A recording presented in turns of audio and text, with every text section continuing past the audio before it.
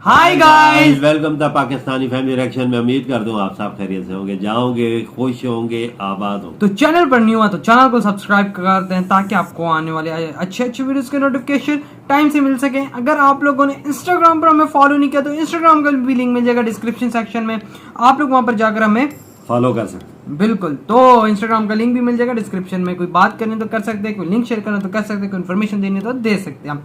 तो मेरा नाम वचाहत है। मेरा नाम लदे।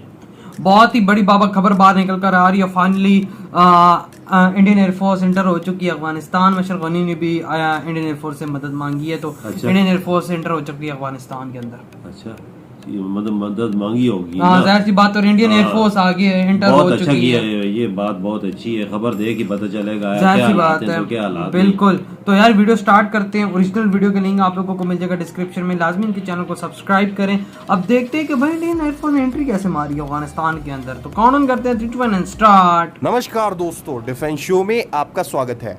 तो दोस्तों, अफगानिस्तान से काफी सारी खबरें निकल कर आ रही हैं। पहला तो ये कि भारतीय वायुसेना का एक विमान यहाँ पर पहुंचा है, और इसके अलावा मैं आपको बताऊंगा कि अशरफ घनी जो कि अफगानिस्तान के राष्ट्रपति हैं, उन्होंने भारतीय वायुसेना से क्या मदद मांगी है, और पाकिस्तान की कैसे बैंड बज चुकी है ये भी मैं आपको वीडियो में बताऊंगा। तो वीडियो में अंत तक बने रहिए, साथ ही लेटेस्ट खबरों के लिए चैनल को सब्सक्राइब कीजिए। तो चलिए वीडियो शुरू करते हैं।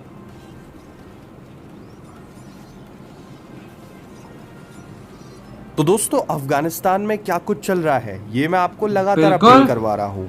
हाल ही में वहां पर अमेरिका के बॉम्बर्स ने भी एंट्री मारी थी, और वहां पर सिचुएशन काफी खराब है।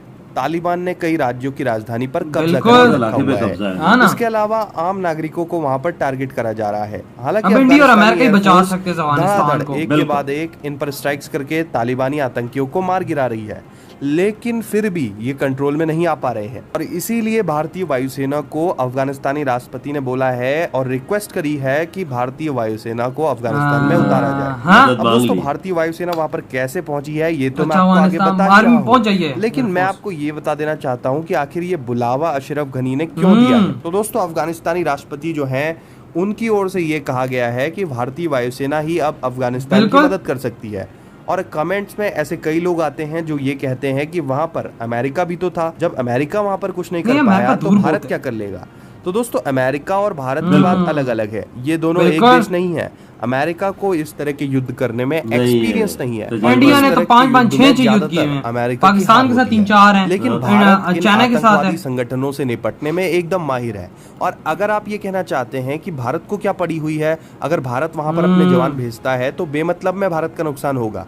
लेकिन यहाँ पर बात हो रही है एयरफोर्स की। जी हाँ दोस्तों, अगर यहाँ पर भारत एयरफोर्स भेजता है तो रत्ती भर भी नुकसान भारत को नहीं होने वाला, क्योंकि तालिबान के पास हवा में मार करने के लिए कोई भी ऐसे बड़े हथियार नहीं है। और जो भी चल रहा है इसको लेकर भारत ने यूएनएससी में भी मीटिंग करी थी, जिसमें पाकिस्तान को नहीं बुलाया गया था। तो उसमें भी भारत ने अफगानिस्तान के मुद्दे को आगे रखकर काफी कुछ किया है। लेकिन अभी अभी भारत की एक बड़ी जीत जिसे आप कह सकते हैं वो हो गई है। जी हाँ दोस्तों, असल में ऐसा हुआ है कि कई देशों का ये मानना था कि अगर पाकिस्तान पर प्रतिबंध लगा दिया जाए तो अफगानिस्तान में ये जो चल रहा है ये ऑटोमेटिकली बंद हो जाएगा। ये खुद अफगानिस्तानी सरकार का मानना था। और आज ही ट्विटर पर सैंक्शंस ऑन पाक हैशटैग भी ट्रेंड हुआ है, और सिर्फ भारत में ही नहीं बल्कि 4 देशों में इस तरह का हैशटैग ट्रेंड किया, जिससे कि दुनिया को ये पता चल सका कि पाकिस्तान आखिर यहाँ पर कर क्या रहा है। और अगर अफगानिस्तान भी पाकिस्तान पर इस तरह के प्रतिबंध ठोक देता है तो पाकिस्तान का संपर्क वहां से आगे वाले देशों से कट जाएगा, और वहां पर जो भी मार्केट है, पाकिस्तान जो भी एक्सपोर्ट करता है वो सब पाकिस्तान नहीं कर पाएगा। और अगर अफगानिस्तान में स्थिति फिर से नॉर्मल हो जाती है और एक लोकतांत्रिक सरकार स्थापित हो जाती है तो भारत को इससे बहुत बड़ा फायदा मिलेगा, क्योंकि पाकिस्तान को प्रतिबंधित करने से जो मार्केट खाली होगा उसमें भारत राज कर सकता है, क्योंकि अफगानिस्तान चीन को वैसे भी उतना भाव नहीं देता है, लेकिन पाकिस्तान का है बहुत ज्यादा के बहुत अच्छे संबंध है। और इसीलिए मैं कहना चाहता हूँ कि अफगानिस्तान की इस मुश्किल घड़ी में भारत को मदद करनी चाहिए, और इसमें हमारा कोई नुकसान भी नहीं है। अगर हम वहां पर सिर्फ 2 से 3 लड़ाकू विमान भी भेज देते हैं अपने,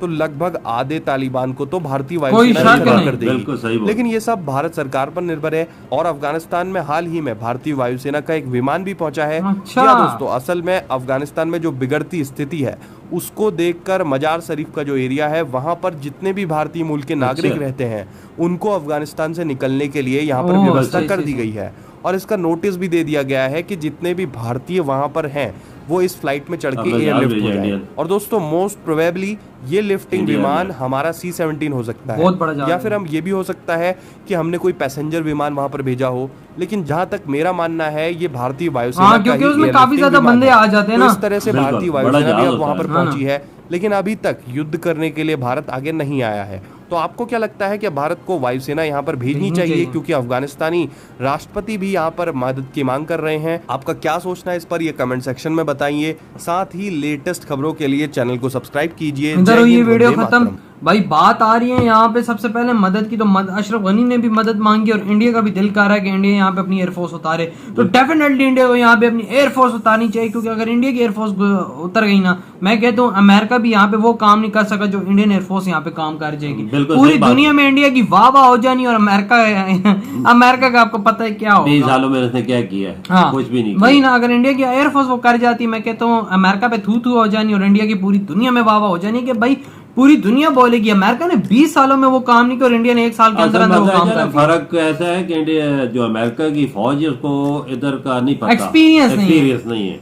तो इंडिया के पास एक्सपीरियंस इतना ज्यादा है कि वो और किसी अफवाज के पास बिल्कुल। अब देखो इंडिया ने पाकिस्तान के साथ 3 जंगें लड़ी हैं और 2 लड़ चुका है इसके चाइना के साथ, अभी पीछे इनके साथ चाइना के साथ लड़ता रहा है। ये हमारी जो अफवाज है, इंडिया की अफवाज है, ये पहाड़ों की तजर्बा है, काफी अच्छा तजर्बा है इनको, और इसमें कोई शायद नहीं, इंडिया वर्ल्ड की सबसे नंबर 1 आर्मी है लड़ने के लिहाज, एक्सपीरियंस के लिहाज से।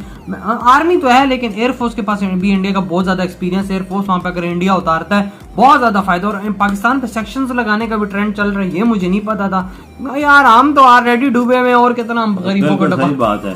अगर इंडिया की एयरफोर्स आ जाती है वजह, बिल्कुल तो फतह ही फतह है, कोई शक नहीं। बिल्कुल बिल्कुल बिल्कुल। तो यार मैं तो ये भी बात कर रहा हूँ कि मैं भी यही तो बोल रहा हूँ, वहाँ पे तालिबानों का नामो निशान मिट जाएगा, इंडियन एयरफोर्स आती है, करीब भी है, एक्सपीरियंस भी है, सब कुछ। इंडिया जानता है कि ये आतंकवादी कहाँ का छुपे हो सकते हैं, इनके पास बेहतरीन प्लानिंग है इंडिया के पास। और बकाया अब पाकिस्तान की बात करते हैं, जो सेक्शन लगाने का हम पे यार, हम तो ऑलरेडी डूबे हुए हैं और कितना डूबेंगे। मतलब अगर मार्केट खाली होता तो हमारा ऑलरेडी ट्रेड हो कितने का रहा है, एक्सपोर्ट तो है ही नहीं। मतलब एक्सपोर्ट कुछ समथिंग होगा, मिलियन में होगा, बिलियन की तो मुझे उम्मीद नहीं कि नहीं, सालाना जो हमारा 10-12 अरब डॉलर का, हाँ ज्यादा से ज्यादा मिलियन है, कुछ 10-12 मिलियन का होगा ज्यादा ज्यादा। इसमें तो मैं कहता हूँ इंडिया का वो गला भी वो गीला नहीं होने वाला, क्योंकि तो इंडिया हफ्ते में पाकिस्तान का तकरीबन आधा रिजर्व कमा जाता है, फॉरेन रिजर्व जो है पाकिस्तान का। तो मैं यही बात करूंगा, देखो आगे क्या होता है। खत्म होती है ना, वो बाहर इंपोर्ट करनी पड़ती है। हाँ और क्या, हम तो बनाने वाले हैं नहीं, हम तो लेने वाले हैं, मांगने वाले हैं। तो अब देखते हैं आगे क्या होता है। सेक्शंस पाकिस्तान पे भी चाह रहे हैं, पाकिस्तान भी बहुत मुश्किल में कंडीशन में, इसमें कोई शक नहीं, पाकिस्तान भी फंस गया है इसमें। जाहिर बात है पूरी दुनिया से आ रहे हैं इस पे कि ये है वो है, इल्जामात लग रहे हैं। हम देखते हैं आगे क्या होता है। आप लोग बताएं आप लोगों के थॉट्स। वीडियो अच्छा लगा लाइक कमेंट शेयर सब्सक्राइब करें। वीडियो खत्म करते हैं, अपना बहुत ज्यादा ख्याल रखना, तो बाय।